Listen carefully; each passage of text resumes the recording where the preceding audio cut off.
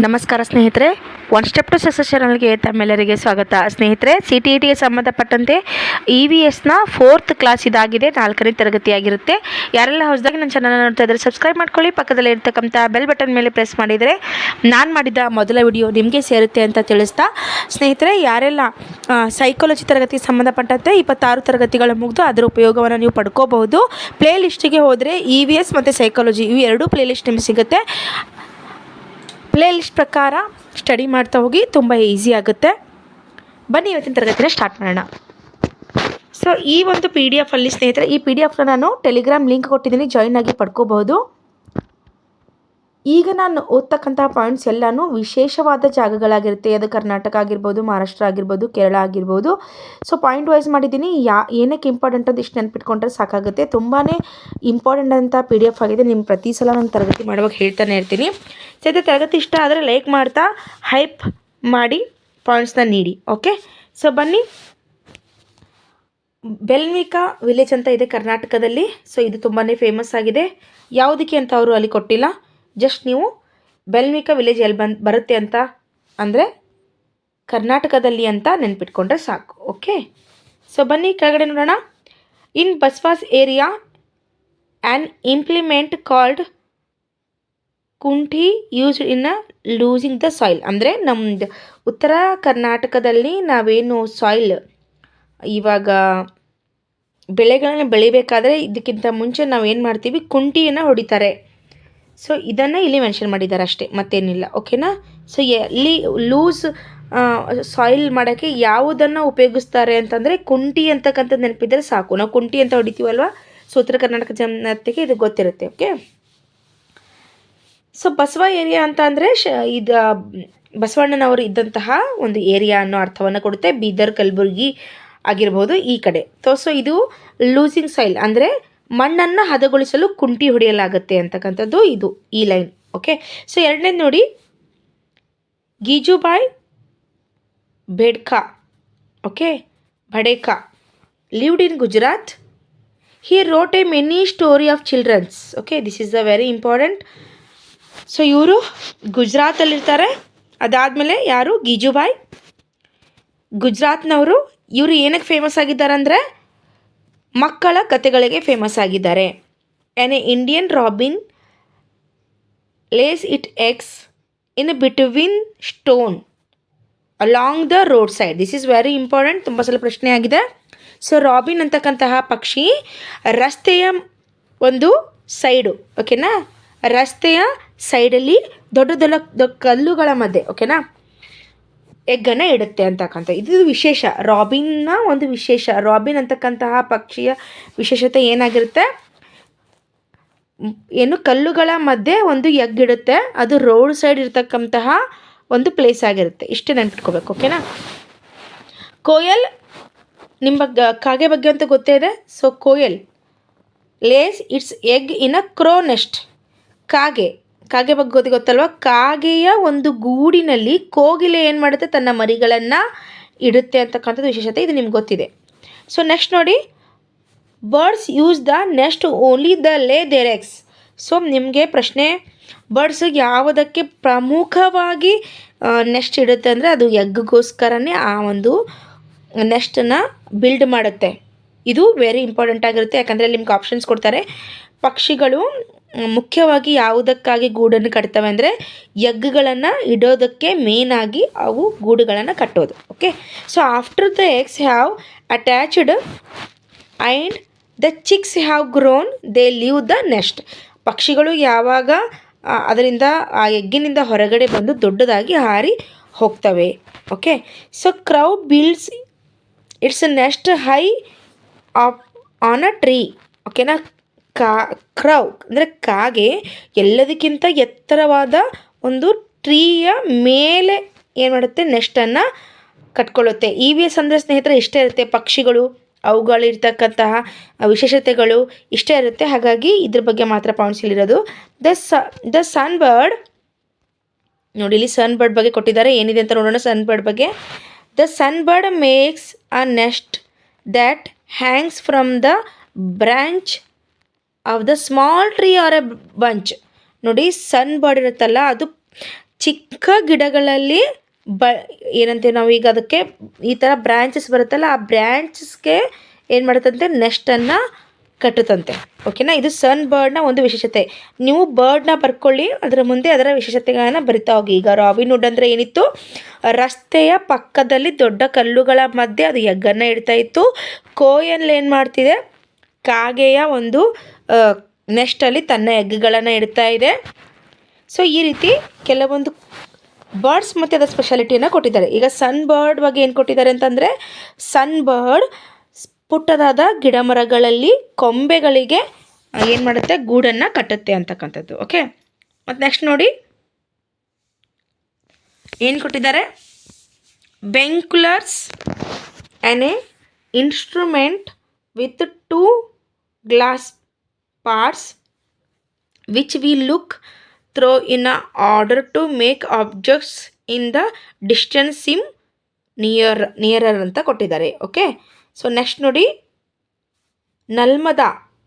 Okay, ನಲ್ಮದಾ ಇನ್ ಆಂಧ್ರ ಪ್ರದೇಶ್. ಇಷ್ಟೇ ತಿಳ್ಕೊಬೇಕಾಗಿವಿ. ನಲ್ಮದಾ ಅಂತಕ್ಕಂಥದ್ದು ಎಲ್ಲಿ ಬರುತ್ತೆ ಅಂದರೆ ಆಂಧ್ರ ಪ್ರದೇಶದಲ್ಲಿ ಬರುತ್ತೆ. ಬಜರ್ಗಾನ್ ಅಂತ ಬರುತ್ತೆ ಮಹಾರಾಷ್ಟ್ರದಲ್ಲಿ. ಓಕೆ ನೋಡಿ, ಮುಂಬೈಯಲ್ಲಿ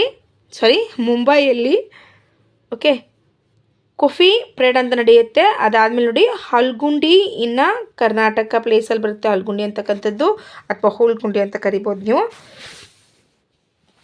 ಅದಾದಮೇಲೆ ನೋಡಿ the children's panchayat was called in Bhima Sangh in Halgundi. This is very important, very very very important ಸ್ನೇಹಿತರೆ. ಇದು ಚಿಲ್ಡ್ರನ್ಸ್ ಪಂಚಾಯತ್ ಎಲ್ಲಿ ಬರುತ್ತೆ ಅಂತಕ್ಕಂಥದ್ದು ಭೀಮಾ ಸಂಘ ಅಂತ ಕರೀತಾರೆ. ಅದು ಹಲ್ಗುಂಡಿಯಲ್ಲಿ ಬರ್ತಕ್ಕಂಥದ್ದು, ಹಲ್ಗುಂಡಿಯಲ್ಲಿ ಬರುತ್ತೆ, ಕರ್ನಾಟಕದಲ್ಲಿ ಇರ್ತಕ್ಕಂಥದ್ದು. Okay, so about a banyan tree ಬಗ್ಗೆ ಹೇಳೋದಾದರೆ, what looks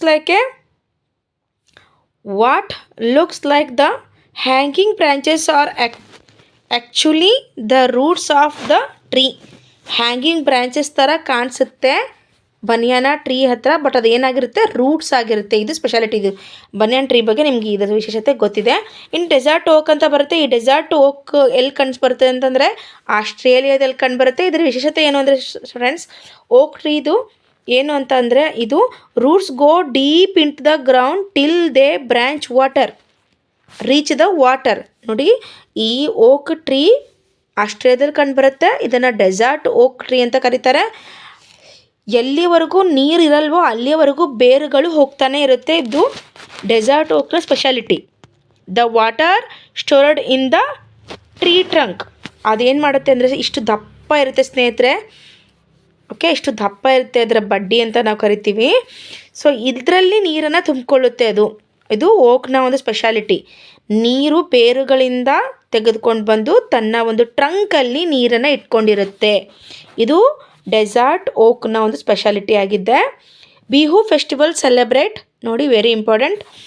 Bihu festival is celebrated in Assam on the occasion of a new rice crop. ನಾವು ಸಂಕ್ರಾಂತಿ ಹಬ್ಬವನ್ನು ಹೇಗೆ ಆಚರಣೆ ಮಾಡ್ತೀವಲ್ಲ, ಸೇಮ್ ಅದೇ ರೀತಿ ಬಿಹು ಫೆಸ್ಟಿವಲ್ನ ಅಸ್ಸಾಮಲ್ಲಿ ಮಾಡ್ತಾರೆ ಸುಗ್ಗಿಯ ಕಾಲದಲ್ಲಿ. ಓಕೆ, ಸೊ ನೆಕ್ಸ್ಟ್ ಮಾಘ ಬಿಹು ನೋಡ್ತೀವಿ ನಾವು. ಈ celebrated on 14th and 15th January in the 1st or 2nd Magha, the 10th month of the Assamese calendar. ಇದು ವೆರಿ ಇಂಪಾರ್ಟೆಂಟ್, ತುಂಬ ಸಲ ಪ್ರಶ್ನೆ ಆಗಿದೆ ಸ್ನೇಹಿತರೆ. ಮಾಘ ಬಿಹು ಯಾವಾಗ ನಾವು ಸೆಲೆಬ್ರೇಟ್ ಮಾಡ್ತೀವಿ, ಅಥವಾ ಮಾಘ ಬಿಹುವನ್ನು ಯಾವಾಗ ಸೆಲೆಬ್ರೇಟ್ ಮಾಡ್ತಾರೆ ಅಂದರೆ 14 or 15 ಜನವರಿಯಲ್ಲಿ ಮಾಡ್ತಾರೆ. 1st ಇಂದ 2nd ಮಾಘ ಮಾಸ ಆಗಿರುತ್ತೆ, ಅಥವಾ ನೋಡಿ 10th month of Assam calendar. Assam ಕ್ಯಾಲೆಂಡರ್ಲಿರ್ತಕ್ಕಂಥ 10th ಮಂತಲ್ಲಿ ಮಾಡ್ತಾರೆ. ವೆರಿ ಇಂಪಾರ್ಟೆಂಟ್ ಆಗಿದೆ ಇದು. So next the first day is called Uruka and that day people build a temporary shed called Bhela Ghar. Okay, Bhela Ghar. So ಈ ಫೆಸ್ಟಿವಲ್ ಮಾಡುವಾಗ the first day they called Uruka ಅಂಥೇಳಿ ಈ ರೀತಿ ಸೆಲೆಬ್ರೇಟ್ನ ಮಾಡ್ತಾರೆ. So bora is a common variety of a rice used in Assam. These are sticky rice. Okay, ನೋಡಿ ಇಲ್ಲಿ ಏನು ತಿಳ್ಕೊಬೇಕು ನೀವು ಅಂದರೆ, ಅಸ್ಸಾಂ ಸ್ಟೇಟಲ್ಲಿ ಬೋರಾ ಅಂತಕ್ಕಂತಹ ಒಂದು ವೆರೈಟಿ ರೈಸ್ ಮಾಡ್ತಾರೆ. ಅದು ಹೆಂಗಿರುತ್ತೆ ಅಂದರೆ ಸ್ಟಿಕ್ಕಿ ಆಗಿರುತ್ತೆ. ಸರಿ, ನಾವು ಯಾವ ರೀತಿ ಸ್ಟಿಕ್ಕಿ ಆಗಿರುತ್ತೆ ಅಂದರೆ, ನಾವು ನಮ್ಮ ಒಂದು 90s ಚಿಲ್ಡ್ರನ್ಸ್ಗೆ ಗೊತ್ತಿರುತ್ತೆ. 26 ಜನವರಿಗೆ ನಾವು ಆ ಪರಾರಿ ಅಂತ ಕರಿತೀವಿ. ಅದನ್ನು ಪೇಸ್ಟ್ ಮಾಡಬೇಕಾದ್ರೆ ಅನ್ನವನ್ನು ಜಿಗಿಯಾಗಿ ಮಾಡ್ಕೊಂಡು ಬಂದು ಪೇಸ್ಟ್ ಮಾಡ್ತಿದ್ವಿ. ಇಲ್ಲಿ ಯಾರಿಗೆಲ್ಲ ಗೊತ್ತಿರುತ್ತೆ ಎಸ್ ಮೇಡಮ್ ಅಂತ ಹೇಳಿ ನೋಡೋಣ, ಓಕೆನಾ. ಸೊ ಆ ರೀತಿ ಸ್ಟಿಕ್ಕಿ ರೈಸ್ ಆಗಿರುತ್ತೆ ಇದೊಂದು ಟೈಪ್, ಓಕೆನಾ. ಅಸ್ಸಾಮಲ್ಲಿರ್ತಕ್ಕಂತಹ ಬೋರಾ ಕೇಳ್ಬೋದು ನಿಮಗೆ, ಬೋರಾ ಅಂತಕ್ಕಂಥದ್ದು ಏನು ಅಂತ. This is the sticky rice. ಎಲ್ಲಿರುತ್ತೆ ಇದು? ಅಸ್ಸಾಮಲ್ಲಿರ್ತಕ್ಕಂತಹ ಒಂದು ವೆರೈಟಿ ಆದಂಥ ರೈಸ್ ಆಗಿದೆ. Women were dressed in a pant and muga mekhela chador ಅಂತ ಕೊಟ್ಟಿದ್ದಾರೆ. ಓಕೆ, ಚಾದರ್, ಓಕೆ ಸಾರಿ, ಚಾದರ್ ಅಂತ. ಸೊ ನೀವು ಅಸ್ಸಾಮಲ್ಲಿ ನೋಡಿದ್ರೆ ನಿಮ್ಗೆ ಅವ್ರ ಸ್ಪೆಷಾಲಿಟಿ ಗೊತ್ತಿರುತ್ತೆ. ಈ ಥರ ಲುಂಗಿ ಥರ ಹಾಕ್ಕೊಂಡಿರ್ತಾರೆ ನೋಡ್ರಿ, ಬ್ಲ್ಯಾಕ್ ಕಲರ್ದು, ಆ ಥರ, ಓಕೆನಾ. ಓಕೆ, ನೆಕ್ಸ್ಟ್ ನೋಡೋಣ. The cooking and eating together is an gurudwara is called langar ಅಂತ. ಹೌದು, ಈಗ ಗುರುದ್ವಾರದಲ್ಲಿ ಸಿಖ್ಖರ ಒಂದು ಧರ್ಮದವರು ಏನು ಕುಕ್ಕಿಂಗ್ ಆ್ಯಂಡ್ ಈಟಿಂಗ್ ಟುಗೆದರ್, ಅಡುಗೆ ಮಾಡೋದ್ರ ಜೊತೆಗೆ ಅಡುಗೆನ ರೆಡಿ ಮಾಡೋದು ಮತ್ತು ಊಟ ಮಾಡೋದು, ಈ ಒಂದನ್ನು ನಾವು ಗುರುದ್ವಾರದಲ್ಲಿ ಲಂಗರ್ ಅಂತ ಕರಿತೀವಿ. ಅಥವಾ ಆ ಪ್ಲೇಸನ್ನು ಅಡುಗೆ ಮಾಡ್ತಿರ್ತಾರೆ, ಒಂದು ದೊಡ್ಡ ಹಾಲಲ್ಲಿ ಊಟ ನೀಡ್ತಾರೆ, ಇದನ್ನು ಲಂಗರ್ ಅಂತ ಕರೀತಾರಂತೆ. ಸೊ ನೆಕ್ಸ್ಟ್ ನೋಡಿ, Mukatpur village is in the Pochampally district of Andhra Pradesh ಅಂತ ಕೊಟ್ಟಿದ್ದಾರೆ. ಸೊ ಇಷ್ಟನ್ನೇ ನೀವು ನೆನ್ಪಿಟ್ಕೋಬೇಕಾಗತಕ್ಕಂಥದ್ದು, ಯಾಕಂದರೆ ತುಂಬ ಇಂಪಾರ್ಟೆಂಟ್ ಆದಂಥ ಅಷ್ಟೇ ತೊಗೊಂಡು ಬಂದಿದ್ದೀನಿ ನಾನು ಪಾಯಿಂಟ್ ವೈಸು. ಟ್ರೆಡಿಷ್ನಲ್ ನೋಡಿ, traditional occupation are carpet weaving, toy making, ether production etcetera. So next ಇಲ್ಲಿರ್ತಕ್ಕಂಥದ್ದು ಯಾವುದು, ಮುಕ್ತಾಪುರ್ ವಿಲೇಜ್ ಇರುತ್ತಲ್ಲ ಅಲ್ಲಿರ್ತಕ್ಕಂಥದ್ದು. ಟ್ರೆಡಿಷ್ನಲ್ ಒಕ್ಯಾಪ್ಷನ್ ಮಾಡ್ತಾರೆ, ಕ್ರಾಫ್ಟ್ ಮಾಡ್ತಾರೆ, ವಿವಿಂಗ್ ಮಾಡ್ತಾರೆ, ಮೇಕಿಂಗ್, ಇತರ್, ಈ ರೀತಿಯೆಲ್ಲ ಏನು ಮಾಡ್ತಾರೆ, ಉತ್ಪಾದನೆಗಳನ್ನ ಅಲ್ಲಿ ಮಾಡ್ತಾರೆ ಅಂತಕ್ಕಂಥದ್ದು.